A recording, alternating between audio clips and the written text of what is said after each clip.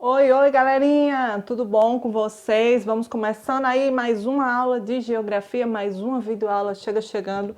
Pega aí o seu livro de geografia, tá certo? Na página, vou dizer para você agora, página 204. Vamos prosseguindo aqui, abordando um conteúdo sobre o processo de urbanização do Brasil, o espaço urbano brasileiro. E na página 204, vamos aí estudando o processo de metropolização das regiões metropolitanas do Brasil, né? Vimos vendo aí, esse vídeo é uma continuidade daquele vídeo sobre o espaço urbano brasileiro, pessoal. Nós vimos estudando aí a formação do espaço urbano brasileiro, vimos que o processo de industrialização tardio que foi no Brasil, ele incentivou, né, a industrialização e incentivou o processo de urbanização do Brasil, né? As cidades ficaram cada vez mais aglomeradas e nós temos aí no final da década de 1960 um aumento da população no Brasil, que passa a ser urbana, deixando de ser agrária, mais de 80% aí da população vivendo, né, nós temos atualmente no espaço urbano. Vimos também que o êxodo rural, os fatores que dificultaram aí a vida no campo, favoreceram para que tivesse esse êxodo rural, tá certo? Consequentemente, o espaço urbano brasileiro hoje se configura como esses grandes centros urbanos, essas grandes cidades. Estudamos também que essas cidades elas têm níveis de influência, né? São chamadas as metrópoles. Outras cidades dependem daquela cidade maior a nível econômico. Então, os serviços de hospital, os serviços de escolar, de faculdade, de universidade, de escolas também, de cursos, o comércio. Cidades maiores têm mais disponibilidade desse serviço do que as menores. Então, as outras cidades, pessoas da população de outras cidades se deslocam para esses grandes centros urbanos para poder usufruir desses serviços, serviços bancários e por aí vai. Então, nós temos a metrópole nacional, nós temos a metrópole global, que aqui tem influência internacional, a metrópole regional, a metrópole local, né, e os centros, formando aí os níveis de influência da hierarquia urbana aqui no Brasil. E a partir da página 204 vai mostrando aí os grandes centros metropolitanos do Brasil, tá certo? Que são esse processo aí que outras cidades dependem dessa cidade. E diz o seguinte na página 204. O processo de urbanização, que se intensificou a partir de 1970, acarretou um crescimento populacional acelerado nas cidades. Isto resultou na expansão dos limites urbanos em várias metrópoles e cidades brasileiras, que terminaram por se encontrar com os limites urbanos das cidades vizinhas.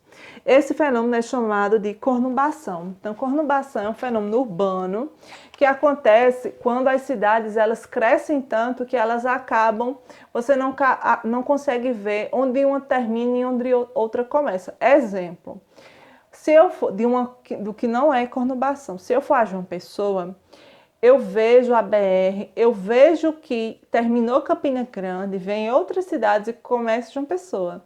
Eu vejo uma transição. Mas, por exemplo, se eu estou em João Pessoa e eu continuo, né, nas avenidas de João Pessoa e vou parar em Cabedelo, possivelmente eu não percebo que eu saí de João Pessoa e eu estou em outro município. Porque João Pessoa e Cabedelo são tão urbanizados que você não consegue ver que terminou João Pessoa e começou outro município. Então, isso é bem interessante. Isso faz parte aí do processo de urbanização brasileiro e é um processo chamado de conurbação. Então, onde tem esses grandes centros de conurbação é quando você está numa cidade e vai para outra e você nem sabe, nem percebeu que você saiu de uma cidade e está em outra, por conta desse processo de urbanização. É tão intenso. Quando você vai de Lagoa Seca a Campina Grande, você vê a BR, você vê que terminou um município e começou outro, é mais nítido. Mas esse grande, eu gosto sempre de dar esse exemplo, Cabedelo, João Pessoa, você não vê muito a diferença onde está um, onde está outro, porque está ali muito próximo um do outro, os ônibus circulando e tudo mais, então você acaba que nem percebe que você está já em outra cidade.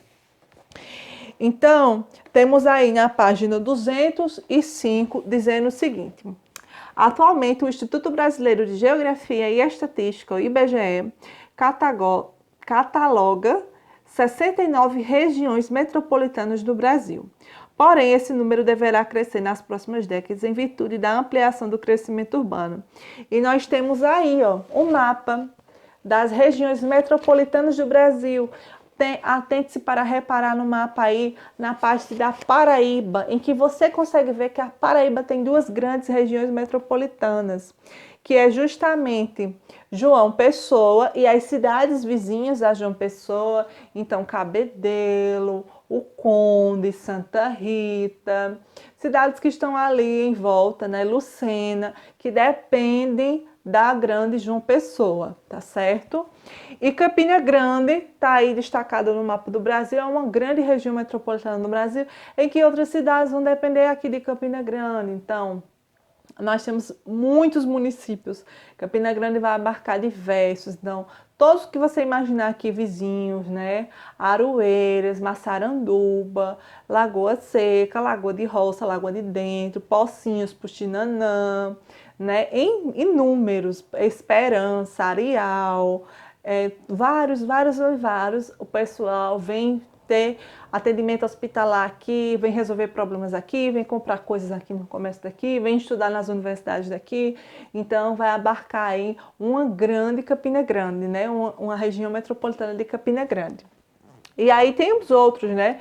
Tem o de São Paulo, tem o de Rio, tem aqui o de Manaus, na região norte, tem o de Salvador, no Ceará. Em Pernambuco, nós temos aí a região metropolitana do Recife e por aí vai, tá certo, gente? Nós temos aí, são cidades que influenciam outras cidades e que outras cidades dependem dela. E aí diz o seguinte: além dessas regiões, existem as regiões integradas de desenvolvimento econômico, que são definidas como regiões metropolitanas, onde o processo de conurbação ocorreu entre cidades de 2 ou mais estados, como Juazeiro, Petrolina, que esse Juazeiro aí que está falando não é Juazeiro do Norte não, tá certo? Que é no Ceará, tá falando Juazeiro da Bahia. Petrolina é ali em Pernambuco, que são duas cidades que estão bem próximas e que têm uma dimensão econômica que passa de uma para outra. O Distrito Federal e o Distrito Federal, quando fala Distrito Federal, né, você pensa só em Brasília, mas não tem só Brasília, tem um monte de cidades ali em torno de Brasília que vão formar o Distrito Federal e vão formar essa grande região metropolitana. A Grande Teresina. Há ainda outras áreas do país, como, né, Cuiabá, Uberlândia, Caxias do Sul, Pelotas, que entre Pelotas e Rio Grande do Sul, que é e o Vale do Paraíba, e vai citando aí vários municípios que nós temos do Brasil, em que outras cidades vão depender dela, tá certo? E Campina Grande está aí no mapa do Brasil, então nossa cidade tem uma grande influência aí para o estado da Paraíba, né? É a segunda maior cidade do estado da Paraíba. A formação da megalópole brasileira. Então, lá na aula, quando eu falei sobre a hierarquia urbana, na aula anterior, eu citei que quando duas cidades muito grandes, duas metrópoles muito grandes se integram, elas formam aí a famosa megalópole. Nós temos uma megalópole aqui no Brasil. Vamos ver o que é? O termo megalópole vem do grego mega, grande, e polis, né, que é cidade. Em sentido geográfico, megalópole é o encontro ou conurbação, que é que essas cidades estão tão urbanizadas, tão juntas que você não sabe mais nem onde termina e onde começa, de várias metrópoles ou regiões metropolitanas, formando uma gigantesca e infindável área urbanizada. No Brasil, observa-se a formação de uma megalópole a partir da conurbação entre regiões metropolitanas da Grande São Paulo e do Rio de Janeiro. O processo de formação dessa megalópole começou recentemente e teve como eixo a conurbação na Via Dutra, né, que é a estrada que vai do Rio para São Paulo. E a antiga estrada de ferro central do Brasil, que serviam de escoadouros de pessoas e mercadorias entre as duas regiões metropolitanas. Então, quando você vê as empresas de telecomunicação no Brasil, né? A USBT, a Globo, essas empresas, a Record, elas têm sede no Rio de Janeiro e sede em São Paulo, né? O YouTube tem sede em São Paulo e no Rio de Janeiro, porque são cidades muito influentes e por isso que nós temos aí uma interligação entre as duas, e são cidades bem grandes, então acontece aí, né, que acaba virando aí uma megalópole, tá certo? São Paulo e Rio de Janeiro geograficamente não estão próximos, é mais ou menos como se fosse a distância de Campina para Recife, então não é perto, demora bastante tempo para chegar, demora uns porque lá o trânsito, né, é bem mais cheio do que aqui entre Campina e Recife, mas para vocês verem que mesmo estando geograficamente em estados diferentes, né, uma é a capital de São Paulo, outra é a capital do estado do Rio, as duas são tão grandes que têm uma ligação, tá certo? Econômica, política, cultural, tem uma ligação entre as duas. Problemas urbanos brasileiros, página 207. Então, com essa urbanização rápida, esse inchaço das cidades muito rápido, nós tivemos aí, acarretou vários problemas urbanos aí no Brasil, né? O que dificultou bastante a vida urbana, porque o Brasil vai ter essas cidades e essa população que veio de uma década para outra, rapidamente se modificou, rapidamente se industrializou, isso deixou rastros. E ao longo dessas páginas aí nós vamos vendo os problemas que nós temos aí, né? Primeiro problema que é citado aí, né? Migrações pendulares dos trabalhadores, que os trabalhadores migram, passam um tempo e depois retornam. A migração pendular proporciona que as cidades fiquem ainda maiores, porque não tem só a população que vive na cidade, mas também nós temos a população que vem, passa o dia na cidade e retorna. Então, o ciclo de pessoas circulando pela cidade é bem maior do que a quantidade de população que habita nela, principalmente nos centros, tá certo? Das cidades, nos centros comerciais. E aqui está falando o seguinte nessa parte aí. Um dos maiores problemas urbanos é exposto em decorrência de um movimento migratório diário que ocorre dentro das grandes cidades, denominado de migração pendular. Esse tipo de migração nada mais é do que o deslocamento diário dos trabalhadores dentro das zonas urbanas, repetindo o movimento pendular do relógio. Os trabalhadores urbanos deslocam-se de manhã para o trabalho e no final do dia para casa. E isso torna as cidades mais cheias e os trânsitos, né, vão ficar daquele jeito, com bastante engarrafamento. Então, isso é uma forma também mais barata dessa população viver em cidades mais distantes, que são chamadas de cidades dormitórios, e vir só para trabalhar. Então, muitos fazem isso porque viver o aluguel ou comprar uma casa nessas cidades menores é mais barato do que comprar a casa na cidade maior, entendeu? E esse trâmite aí faz com que as pessoas fiquem bastante desgastadas fisicamente porque moram distante de onde trabalham. Então tem que fazer uma viagem todo dia para ir trabalhar e para voltar. Mas é uma realidade dos grandes centros urbanos, tá certo? Problemas ambientais urbanos, então vai gerar aí outros problemas. Virando aí, página 210, primeira poluição urbana. E quando eu falo de poluição urbana, eu não estou falando só de lixo a céu aberto, não. Existem vários tipos de poluição, você sabia?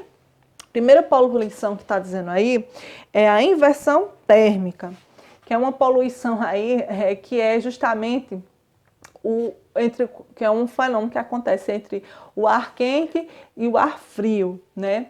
O ar frio, ele é mais leve, então ele fica mais acima da atmosfera. E o ar quente, ele é mais pesado, ele fica mais aqui próximo da gente, né? Na litosfera não, desculpa, gente, na atmosfera. E o ar quente fica aqui mais próximo da gente na litosfera. Isso faz com que forme ilhas de calor. Por quê? Porque na cidade vamos ter casas, prédios altos, que vão impedir a circulação livre de vento, como se fosse num campo. Num canto a céu aberto, o vento circula livremente. Mas nos grandes centros urbanos, os prédios, o concreto, ele impede essa passagem, né, de circulação de livre de ventos, e acaba que nós fazemos aí lugares que são mais quentes. Então, se você vai no centro da cidade de Campina Grande, possivelmente lá está mais quente do que no seu bairro. Por quê? Porque lá tem mais prédio, tem mais concreto, tem mais prédios que vão impedir essa circulação. E como o ar quente ele é mais pesado, ele vai ficar preso ali, ele não vai se dissipar pela atmosfera, ele vai ficar preso e a gente vai ter aquela sensação de muito calor, tá certo? Então é a famosa ilha de calor. E tem aqui uma imagem, ó, disso, da Grande São Paulo. Então tá ligado, ilhas de calor com inversão térmica, né? Quando o ar fica preso e acaba que o pessoal fica num grande calor, tá certo? Chuva ácida. Outro problema aí das cidades, né? As indústrias, o que é que elas vão fazer? Quando elas estão lá consumindo a energia delas, muitas utilizam carvão ou algum material tóxico que tem que liberar fumaça. E aquela fumaça que sai das indústrias, ela vai para a atmosfera, vai se aglomerar ali nas nossas nuvens. E quando aquele material químico tóxico que sai daquela fumaça, que se juntou com a água lá condensada das nuvens, quando retornar aqui em forma de precipitação para a Terra, o que é que vai acontecer? Vai acontecer justamente a chuva ácida. É uma chuva que ela não está ali natural. Dentro daquela água tem a composição química que vai prejudicar aí, né, as construções, a população também, que vai receber aí dosagens pequenas, mas vai receber desses compostos químicos aí que foram lançados pelas indústrias. Você sabia disso? Pois é, temos aí a chuva ácida, e tem aí a imagem do concreto se acabando, né, por conta da chuva ácida.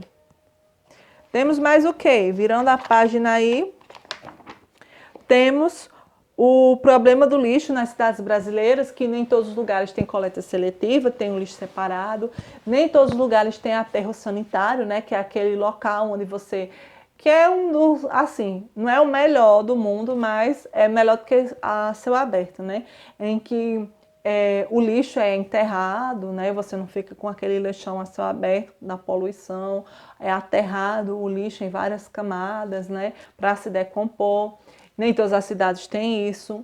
Aqui Campina Grande tem, mas e as cidades vizinhas a Campina Grande? Não tem. Onde esses prefeitos estão descartando os lixos das cidades? E a população nem sempre tem essa visão de parar para pensar onde é que está descartando. E o lixo hospitalar? Dos grandes hospitais, contaminado, resto de lixo hospitalar, onde é descartado? Ele é incinerado, ele tem que ser queimado.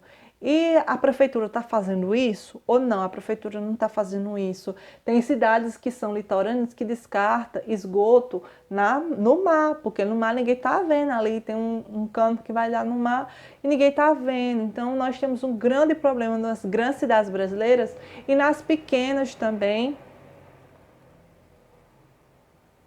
que é a coleta de lixo, o esgoto, o tratamento da água, todos esses fatores que envolvem saneamento básico, que envolve essa questão aí da qualidade de vida da água, da qualidade de vida da coleta do lixo, que vai ser importantíssima para a população, nós temos aí, está sendo deixado de lado e às vezes a gente se preocupa bastante, a gente se preocupa com o hospital, a gente se preocupa com a escola, a gente se preocupa com outros problemas, né, com a vacina, com o medicamento que não tem no posto, mas a gente esquece que saúde é ter água limpa, é ter rede de tratamento de esgoto, é ter coleta de lixo seletiva. E nem todas as cidades no Brasil têm. A maioria não descarta seu lixo da forma correta.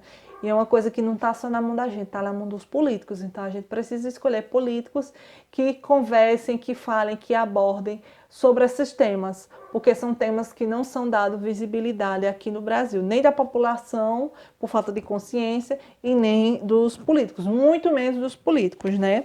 Então nós temos aí a poluição hídrica, que é a poluição das águas, no qual várias cidades descartam, né, em reservatórios de água, em mares, em lagoas, em açudes, descarta aí seu esgoto.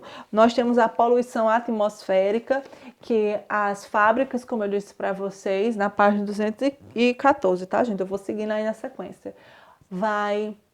Vão poluir bastante, né, com a queima dos seus resíduos químicos, com a utilização dos seus resíduos químicos. Nós temos a poluição do solo, né? E a poluição do solo não está só na agricultura, quando joga aí agrotóxico. O descarte do lixo incorreto também vai poluir os solos, né? E aqui diz o seguinte, a decomposição e infiltração de resíduos contaminantes de forma líquida, gasosa ou sólida no solo, tanto de origem química quanto de origem orgânica. Então, nós temos aí empresas, né, que usam produtos químicos e descartam no solo e aquilo vai parar na casa dos outros, produtos químicos, e vai contaminar o solo. E se a gente planta uma horta em casa, a gente pensa que está comendo saudável e o solo da nossa casa é poluído.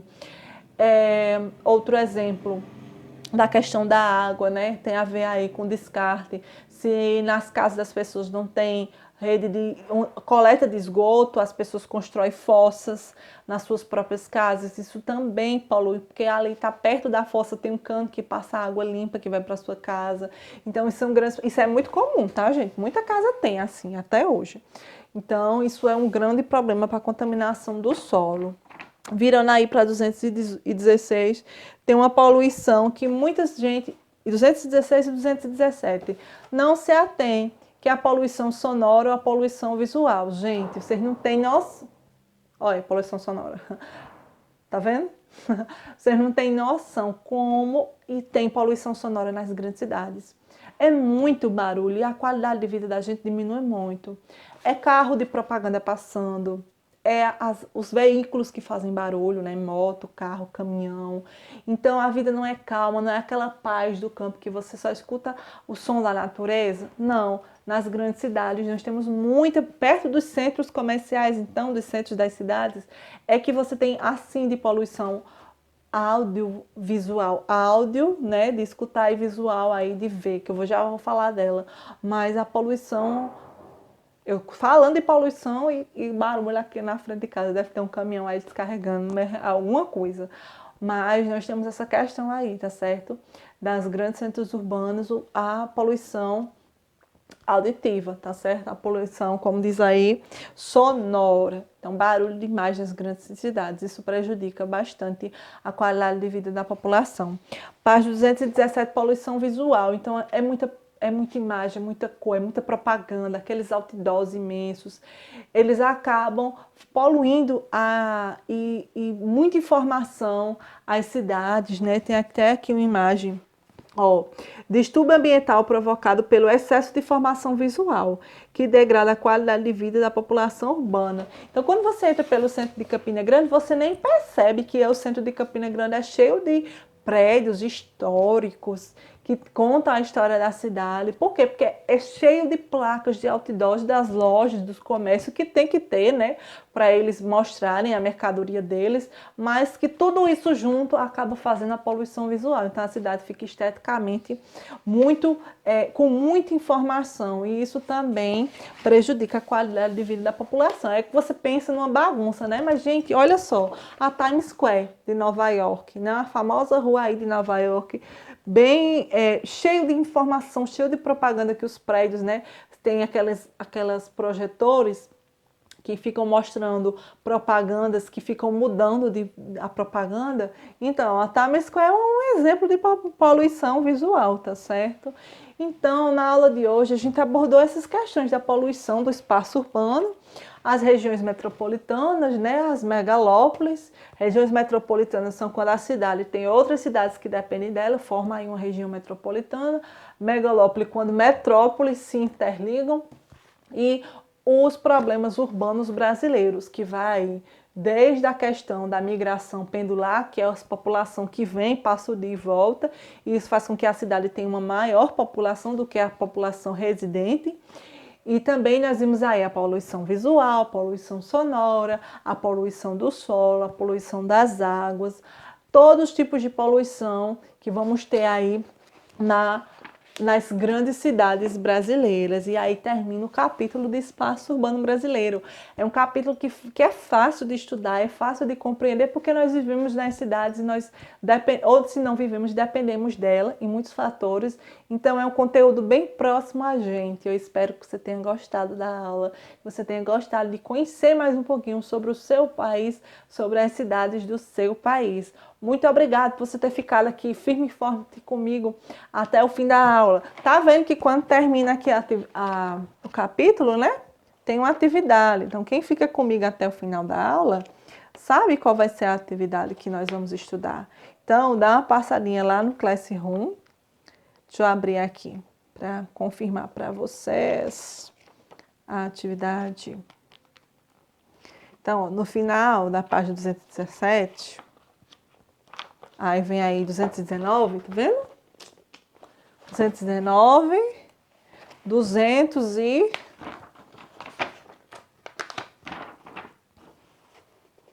21, 222, 223, 224, 225, 226, 227 e 228. Tem aí perguntinhas sobre o espaço urbano brasileiro e essa vai ser a nossa atividade de hoje. Confere lá no Classroom, caso você tenha tido alguma dúvida sobre como é para fazer a atividade. Estou aí disponível nas redes sociais para estar se comunicando comigo, tá certo? Terminou a atividade, manda para o meu e-mail, danielasantana.gel@gmail.com e até a próxima aula. Se Deus quiser, um abraço para todos e tchau, tchau!